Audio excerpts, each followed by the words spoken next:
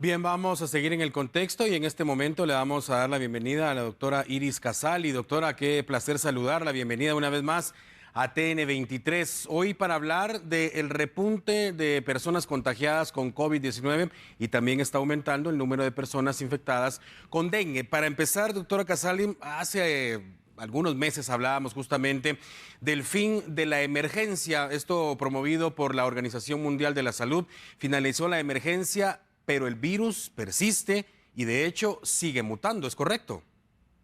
Totalmente. Uno de los puntos que debemos pensar es que no es que los virus desaparezcan del planeta. Eso sucede cuando ha habido una muy buena manera de inhibir o de controlar una enfermedad.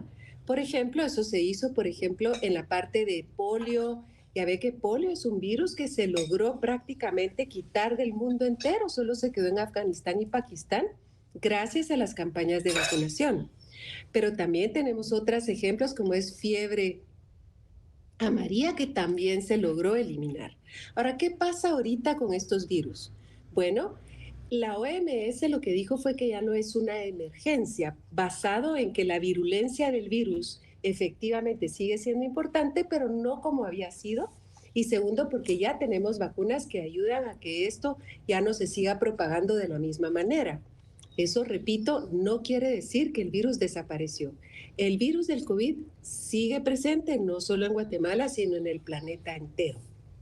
Es verdad, con una virulencia distinta a la que teníamos antes, primordialmente porque estamos vacunados o ya tuvimos alguna vez la enfermedad. Esto es muy importante, la aclaración, doctora Casali, y sobre todo también como le indicaba que en otras oportunidades usted lo mencionaba.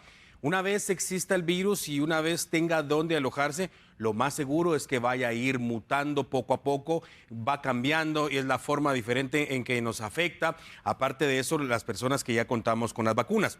Ahora, lamentablemente hay personas que pese a todo lo ocurrido, pese a la cantidad de personas que lamentablemente fallecieron, siguen sin recibir ni una sola de las vacunas.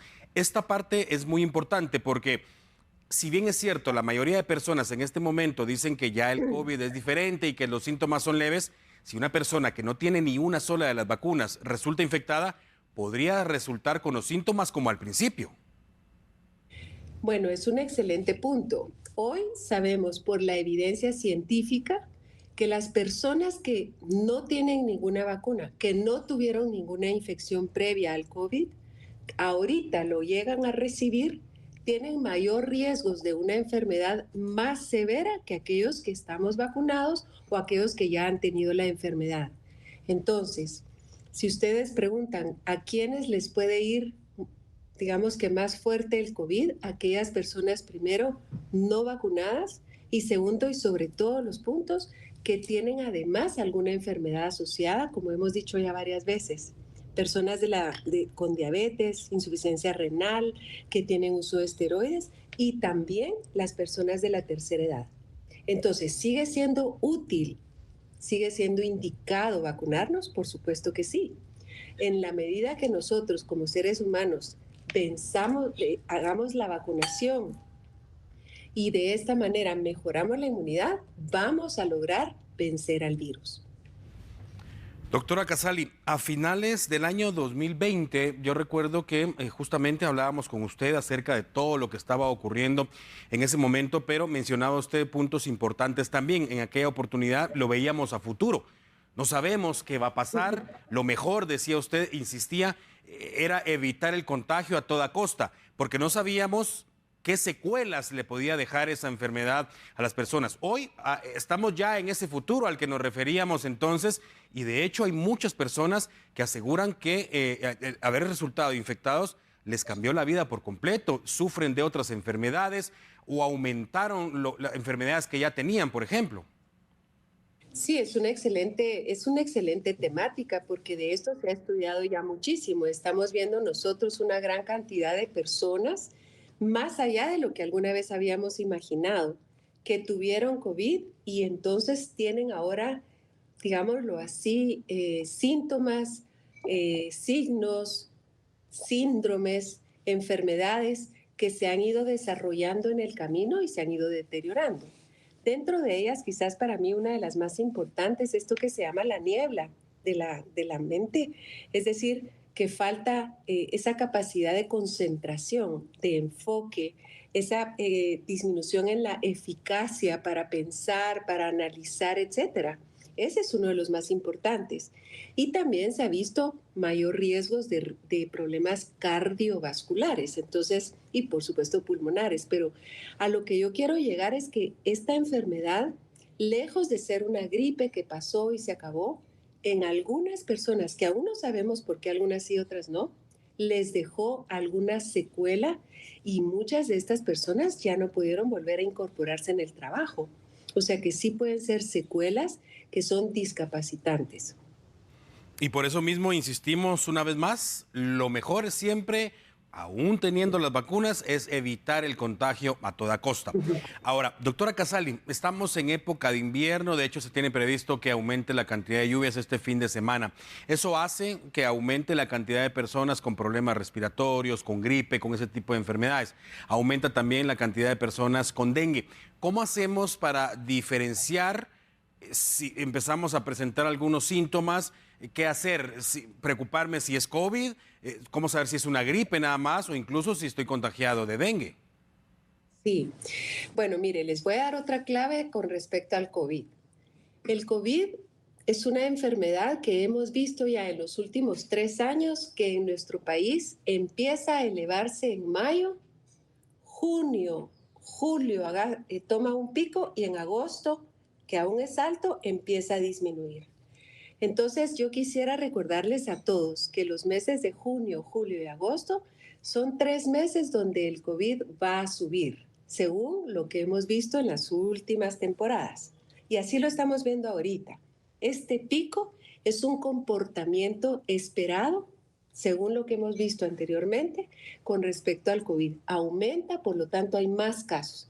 ¿A qué obedece esto? Bueno, podríamos hablar, por ejemplo, como usted bien lo dijo, de la época de lluvia, donde también tenemos otros cuadros de tipo respiratorio por problemas virales. Estoy de acuerdo con usted. Sin embargo, como también usted lo dijo, las lluvias no nos traen únicamente cuadros respiratorios, sino justo en esta época también tenemos incremento de dengue, zika, chikungunya y malaria. Entonces, ¿y por qué? Porque es cuando aumenta el número de mosquitos o zancudos, como ustedes les quieran llamar. Estos zancudos eh, tienen una preferencia, digamos, por la época lluviosa, porque pueden dejar sus larvas, sus huevos, y las larvas, por consiguiente, desarrollarse donde hay agua. ¿Y qué quiere decir donde hay agua? Bueno, donde tenemos llantas que se quedaron en los patios y se llenaron de agua, o frascos que dejamos afuera y no las volvimos a mover. Las pilas, por ejemplo, que tenemos tantos en tantas casas, estas pilas se recomienda mucho mantenerlas cubiertas para que entonces no puedan llegar a dejar los huevos, máxime si no las usamos con mucha frecuencia. Entonces, es esta la razón por la cual tenemos estas enfermedades. Ahora, ¿cómo la diferenciamos? No es fácil, porque fíjense que tantos dengue como COVID dan fiebre, dan dolor de cuerpo, dan malestar, pueden dar dolor de cabeza. Y perdón, tanto COVID como dengue, COVID en menos grado, mucho menos grado, y dengue en algunos de los casos puede dar diarrea. Entonces, ¿cómo hacemos para diferenciar? Lo más importante es pensar que mosquitos hay en todo el país. No crean ustedes que solo si vamos al mar o si vamos a un lago nos va a dar. Los mosquitos se han proliferado por todos los lugares o el ecosistema. Al final de cuentas es alimento para las aves también, así que los zancudos tienen esta capacidad de reproducción. ¿Qué otro punto podemos tomar en cuenta? Si hay en todos lados, nos puede dar dengue a cualquiera. En segundo lugar, COVID nos puede dar, por supuesto, en la medida que nosotros no tomemos todas las medidas necesarias. Si, por ejemplo, sabemos que estamos en pico alto y estamos en un lugar donde hay un hacinamiento, que no hay suficiente ventilación, es muy recomendable utilizar la mascarilla. Aún, yo sé que la mascarilla cansa, la mascarilla agota, aburre, pero son, al final de cuentas, 3 meses de inversión. Es junio, julio y agosto. Es de verdad mantener en mente la posibilidad de COVID y ahora pensemos la posibilidad de dengue. Entonces ya dije la forma de prevenir el COVID, que es tratando de mantenernos con la mascarilla cuando hay hacinamientos y no hay aire en lugares ventilados, y con el dengue mantener estas aguas encharcadas o empozadas, evitarlas para que entonces no haya una multiplicación de los huevitos del zancudo. ¿Cómo lo diferencio? Es difícil, pero fundamentalmente piensen que el COVID es respiratorio. Le gusta siempre la parte de garganta, de nariz, de senos faciales, oídos, mientras que el dengue le gusta el cuerpo entero. Por eso le dicen el quiebrahuesos, porque duele el cuerpo entero. Duele la cabeza, duele incluso atrás de los ojos. Entonces, sí hay una diferencia un poco más sencilla, digamos, que entre COVID e influenza. Entre COVID y dengue, la diferencia básicamente, me atrevería a decir, es que COVID da problemas respiratorios y el dengue, en cambio, da un problema más sistémico, síntomas de dolor de cuerpo, dolor de cabeza y fiebres. Doctora Casali, para ninguna de las dos enfermedades a las que nos estamos refiriendo hay una medicina en particular que me vaya a curar. Es decir, el medicamento va a ser siempre dependiendo de los síntomas por cualquiera de las dos enfermedades. Efectivamente. Sabemos, por ejemplo, que para COVID hay un medicamento que se puede utilizar. Desafortunadamente, en la medida que el virus ha cambiado, el medicamento se ha vuelto más débil contra esta variante. Ese tratamiento desafortunadamente no lo tenemos en Guatemala, pero sí hay tratamiento. Ahora, con respecto al dengue, tampoco hay tratamiento. Sí, no hay tratamiento más bien. Sin embargo, es interesante saber que dependiendo de la gravedad del caso, ¿a qué se le debe temer con el dengue? Con el dengue lo que se debe temer es a la bajada de las plaquetas. ¿Quiénes son las plaquetas? Las que evitan que nosotros sangremos. Entonces, por ejemplo, si las plaquetas normalmente deben estar de 150,000 para arriba y estas empiezan a bajar, a bajar, a bajar y a llegar, por ejemplo, a 40,000, yo debo tener mucho cuidado porque si estas siguen bajando, yo corro riesgos, por ejemplo, hasta de sangrar de la cabeza. Entonces, yo no quiero llegar a eso. Cuando yo tengo dengue, debo hacerme la prueba de sangre. Si yo tengo la prueba positiva, entonces debo ver cómo tengo de cerca mis síntomas. Si estos se hacen cada vez peores de una forma rápida, es importantísimo consultar al médico porque seguramente le van a medir la sangre para ver cómo están sus plaquetas y cómo está de anemia. Si vemos que las plaquetas vienen para abajo, que tiene anemia, que tiene mucho dolor de abdomen. ¿Y por qué es el dolor de abdomen? Porque se cree que puede haber hemorragia adentro. Entonces son los signos de alarma. Tenemos que tener mucho cuidado que los signos de alarma son por hemorragias y eso se debe a la bajada de las plaquetas. Bien, doctora Casali, retomando el tema sobre las vacunas que mencionaba usted. Si nos referimos, por ejemplo, a países como Chile y Cuba, que están a la cabeza, al menos en América Latina, en cuanto a la cantidad de personas vacunadas. Vacunada. Hablamos de Sí. por lo menos un 91% de las personas vacunadas. ¿Por qué todavía continúa el deceso de algunas personas cuando son portadoras de COVID-19? Excelente pregunta. Recuérdense ustedes que las vacunas son buenas, pero no son infalibles. Recuérdense ustedes que cada vez hay más variantes. Por ejemplo, hablemos de influenza. Influenza, hay muchos tipos de influenza y la vacuna cubre a un grupo de ellas. Por eso cuando alguien pregunta, ¿pero por qué si yo me vacuné me dio influenza? Porque la vacuna cubre un grupo. En cuanto a las vacunas de COVID, nosotros sabemos que han habido todas las variantes que ustedes y yo hemos ido hablando en el camino de la pandemia y efectivamente cada vez fueron evolucionando más y más. Entonces los virus se fueron haciendo diferentes. Entonces nuestras defensas funcionaron muy bien contra la primera cepa o variante y después fueron cambiando las variantes y nuestras vacunas también. Recordarán que hicimos una vacuna, después otra vacuna, después un refuerzo, después otro refuerzo, y etcétera. Ahorita, por ejemplo, se habla de la vacuna bivalente, en donde tiene la vacuna original, digamos la cepa original y las variantes de Omicron.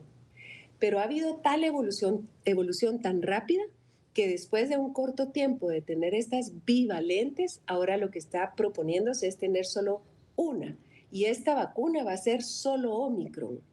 Entonces, lo que se proyecta es que muy probablemente al final vamos a tener una vacuna de influenza anual y una vacuna de COVID anual, porque eso va a hacer que nosotros estemos como que al día protegiéndonos con los diferentes virus como van cambiando. Entonces, las vacunas nos protegen contra la mayoría de estas variantes, pero no contra todas. Bien, doctora Casali, gracias de nuevo por estar con nosotros. Qué placer saludarla. Gracias por compartir parte de su conocimiento con nuestros televidentes. Y a usted, amigo televidente, ya lo sabe, por favor, siempre con cuidado, con precaución. Hay un repunte en este momento de COVID-19 como también de dengue. Por favor, con cuidado, con precaución. Especial cuidado siempre con los más pequeños de la casa y con los adultos mayores, así como también con personas que ya padecen alguna enfermedad. Momento de la pausa y enseguida continuamos con más.